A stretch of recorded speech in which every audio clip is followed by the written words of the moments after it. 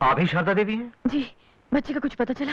हमें खबर मिली है कि बच्ची का खून हो गया है। क्या? ये नहीं हो सकता। हो चुका है, और उसी खून के इल्जाम में हम तुम्हें गिरफ्तार करने आए। ये आप क्या कह रहे हैं? मैं तो... जो कुछ कहना है पुलिस स्टेशन चल के कहिए। लेकिन इंस्पेक्टर साहब... मेरे साथ चलिए।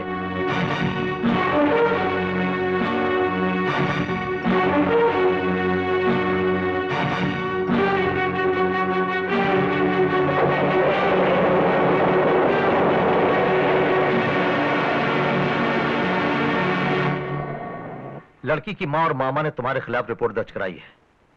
लड़की के बाप के साथ तुम्हारा नाजायज रिश्ता था, और चूंकि वो लड़की तुम्हारे प्यार के बीच कांटा बन गई, इसलिए तुमने उसे मार डाला। ये झूठ है इंस्पेक्टर।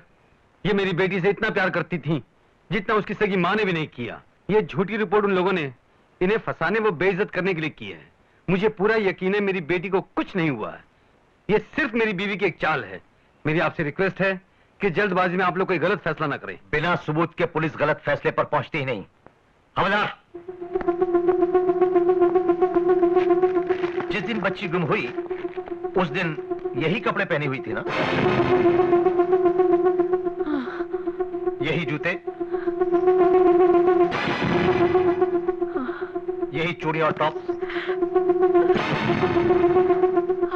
लेकिन इंस्पेक्टर, इन सबूतों के आधार पर आप इन्हें कातिल कैसे ठहरा सकते हैं? इसलिए कि एक और ठोस सबूत हाथ लगा है, बहुत सॉलिड। ये घड़ी। लेकिन ये यहाँ कैसे आ गई? यहाँ नहीं, ये घड़ी हमें मौके वारदात पर मिली है। कहते हैं ना, मुजरिम कितना ही शातिर से शातिर क्यों ना हो, कहीं ना कहीं गलती कहीं बैठता है। नहीं, मैंने कुछ नहीं किया। मेरा यकीन कीजिए, मैंने कुछ नहीं किया। पिंकी को कुछ नहीं हुआ। मैं तो उसे कितना... प्रकाश जी, मैं सच कहती हूँ, मैंने उसे नहीं मारा। मैं कातिल नहीं हूँ।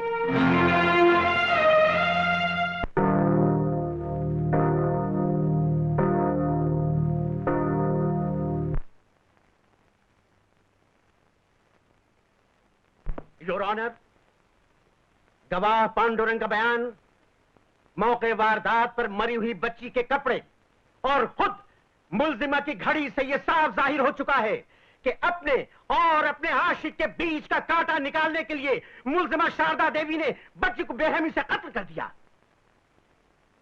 इसलिए मैं अदालत से दरखास्त करूंगा कि समाज और औरत पर कलंक लगाने वाली इस कलंकित औरत को सख्त से सख्त सजा दी जाए, ताकि फिर कोई खुदगर्ज औरत इतना भयानक जुर्म न कर सके, इतना भयानक पाप न कर सके।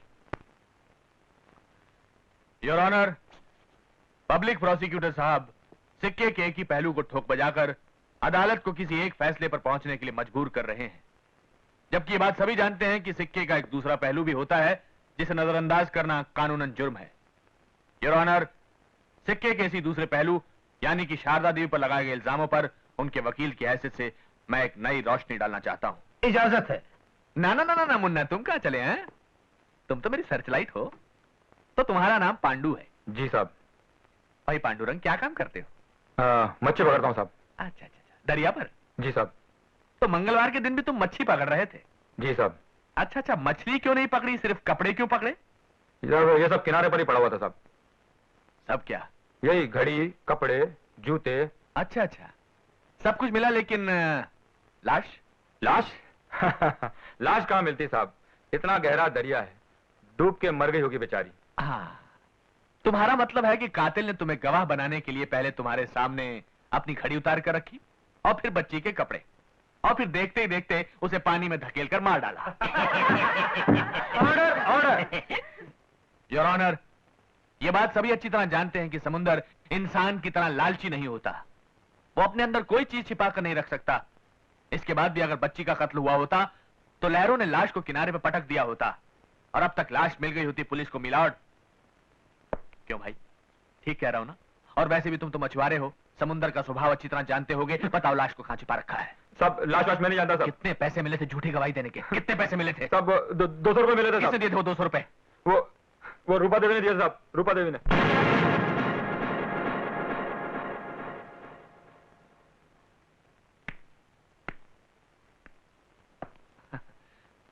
तो आप रूपा देवी हैं? जी।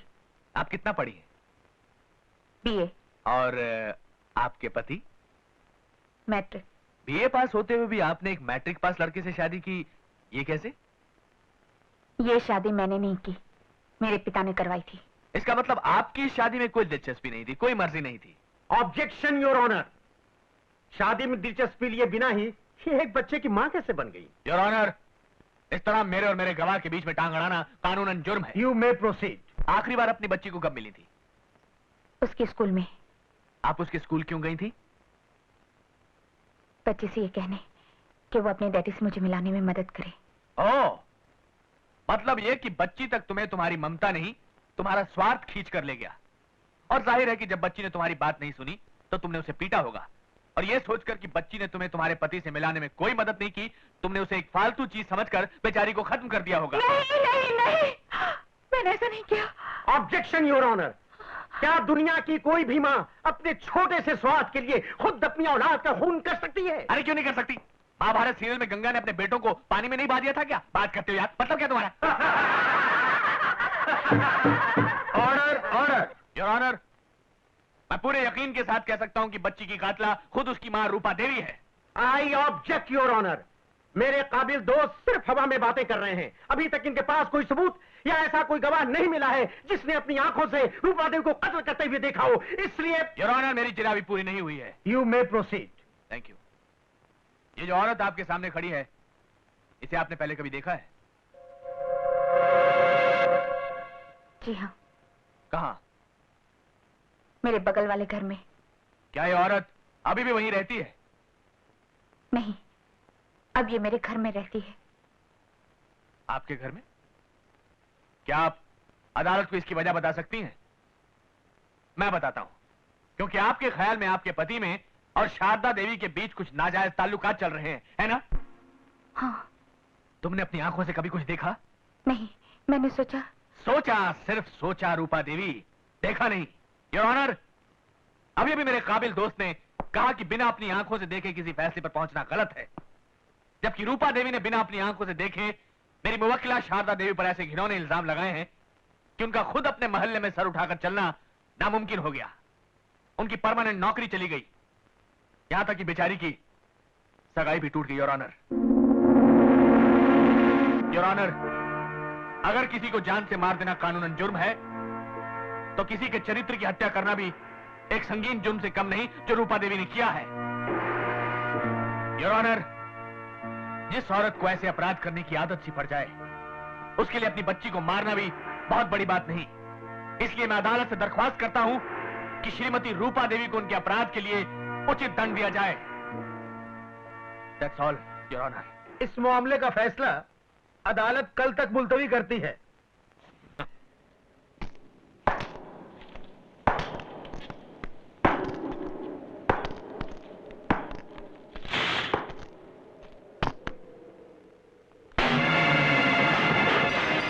बच्ची कहाँ है? कौन सा बच्चा? किसका बच्चा? मेरी बच्ची। हमें क्या मालूम? नहीं मालूम? नहीं।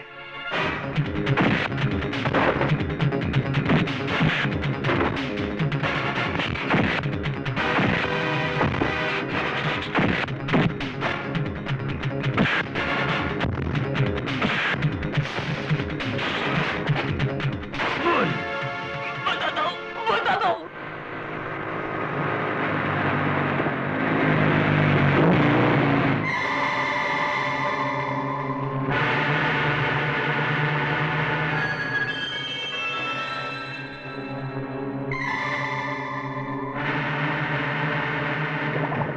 गुरु, वो आ गया। कौन? इस बच्ची का बाप। वो मुझ तक नहीं पहुंचना चाहिए। खत्म कर दो इसको। ठीक है, चलो।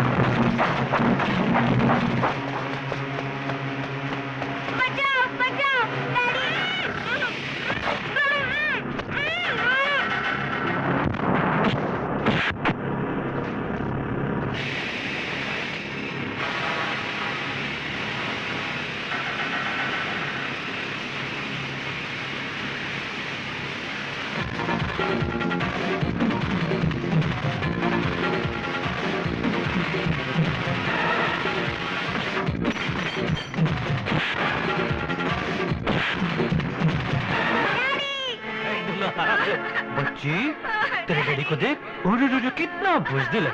तुझे फेंक दूं? हैं? फेंक दूं? हैं? आगे आएगा? आजा, ले ले।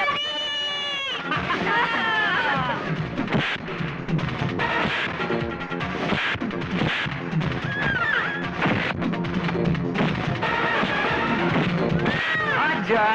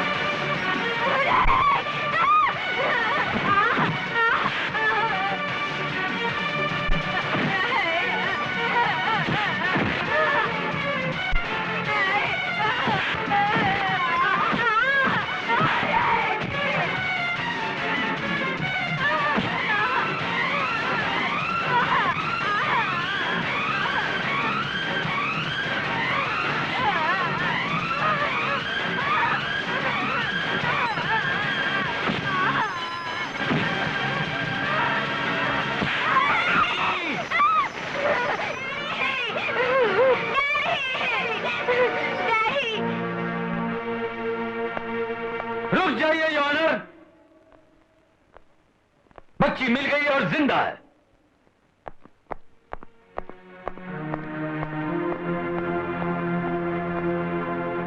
यही है वो शख्स जो मेरी बच्ची की जिंदगी से खेल रहा था, इसीलिए इसे किडनैप किया था।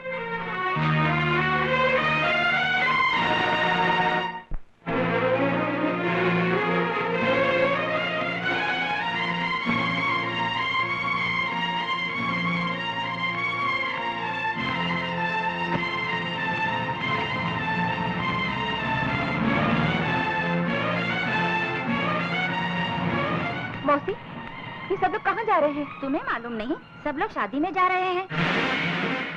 शादी?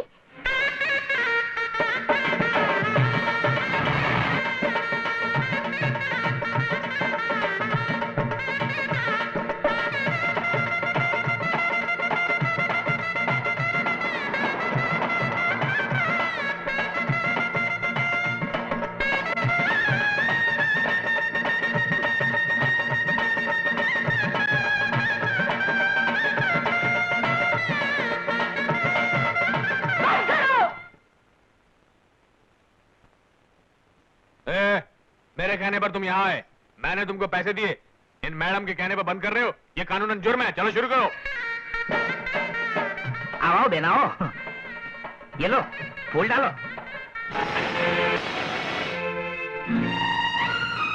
वाह बेटी, ये बड़ा अच्छा शगुन है।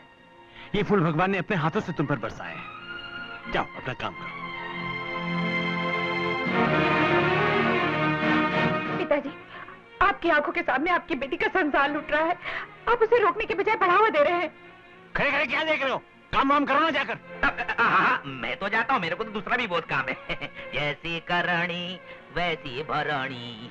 जो जैसा बोएगा वैसी ही फसल काटेगा। पिताजी,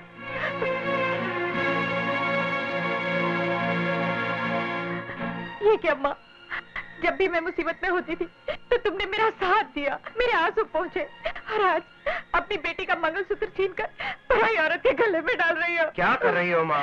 फालतू औरतों से फालतू बातें क्यों कर रही हो? पूजा की थाली तैयार करो, मुहूर्त का समय हो रहा है। भैया, अब तुम्हारे लिए मैं फालतू हो गई। ठीक है, ये लो। सुनिए। अरे आप आइए आइए। पिंकी बेटे जरा इन्हें बिठाइए। आइए आंटी। आंटी, तूने मुझे आंटी कहा? देखो, तुम बदले तो बदले, मेरी बेटी की बुद्धि भी भ्रष्ट कर डाली। अरे नहीं नहीं, बच्चे तो भगवान का रूप होते हैं। इनके साथ जो जैसा व्यवहार करता है, इनके दिमाग पर वैसी ही छाप पड़ जाती है, जो लाख चाहने पर भी मिटाई नहीं जा सकती। अब आई गई हो तो शांति से बैठो, अपना आशीर्वाद दो। शादी के बाद मुंह मीठा करके खुशी खुशी घर जाओ। नहीं, तुम्हें छोड़कर अब मैं कहीं नहीं जाऊंगी, तुम्हारे साथ ही रहूंगी। साथ रहोगी नहीं, साथ रहती थी, और अब वो भी एक भूली हुई कहानी हो चुकी है। इसके अलावा कोई और मदद चाहिए तो बोलो। यहाँ शहर के बड़े बड़े लोग मौजूद हैं, तुम चाहो तो तुम्हारे गुजारे का इंतजाम करवा सकता हूँ। मुझे किसी और से कुछ नहीं चाहिए, मुझे चाहिए तो तुमसे, सिर्फ तुमसे। अब तो तुम ही मेरी डूबती नैया को किनारे लगा सकते हो। देखो जी, मुझे नादान समझकर माफ कर दो। मैंने जो कुछ किया उसका अंजाम ये भी हो सकता है मैंने आज ही जाना। मुझे अपना लो, मैं तुम्हारे बिना नहीं जी सकती, नहीं जी सकती। अब जानने से क्या फायदा? ना बूढ़ा तोता राम राम सीख सकता है, ना अंधा आदमी सूर्य नमस्कार कर सकता है। फिर भी अगर सिर्फ मैं ही वो आदमी होता जिसे तुम्हारी वजह से मुसीबतें झेलनी पड़ी, तो मैं तुम्हें माफ कर देता। अपने लिए ना सही, अपनी बेटी के लिए तुम्हें दोबारा अपना लेता। लेकिन जिसने तुम्हारी वजह से अपना वर्तमान, अपना भविष्य सब कुछ खो दिया, यहाँ तक के मुल्जिम बनकर कटघरे में खड़ा होना पड़ा, वो तुम्हें कैसे माफ कर सकती है?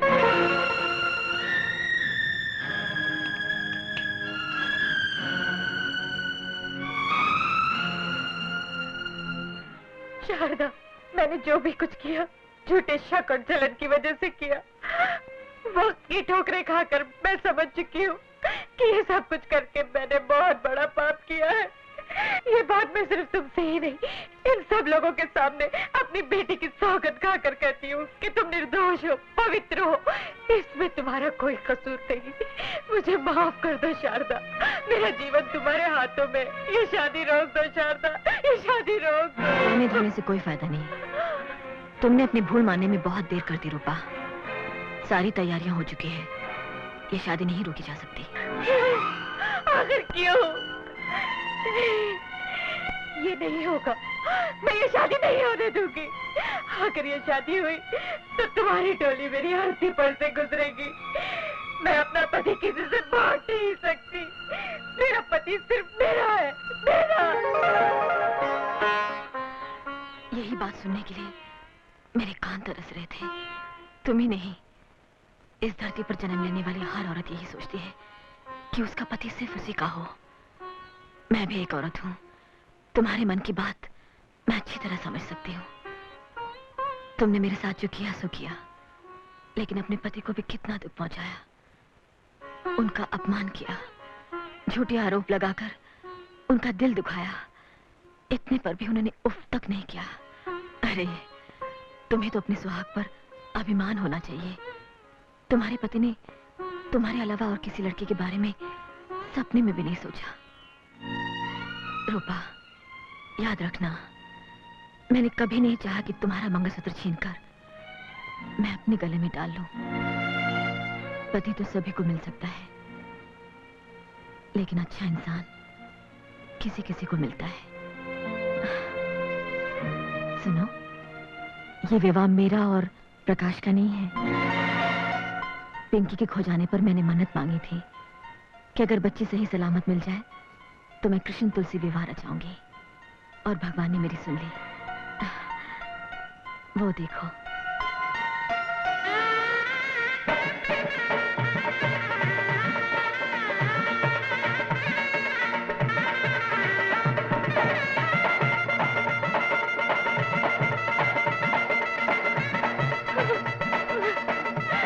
मुझे माफ कर दो, मुझे माफ कर दो।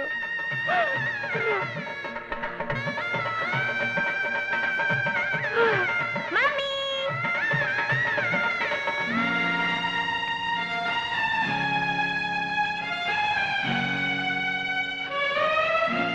रूपा, एक बात याद रखना, इस धरती पर औरत का रूप लेकर जन्म लेना बड़े सौभाग्य की बात है, पुण्य की बात है। पति के जीवन में कभी तूफान बनकर मत गुजरना, हमेशा ठंडी हवा का झोंका बनकर रहना।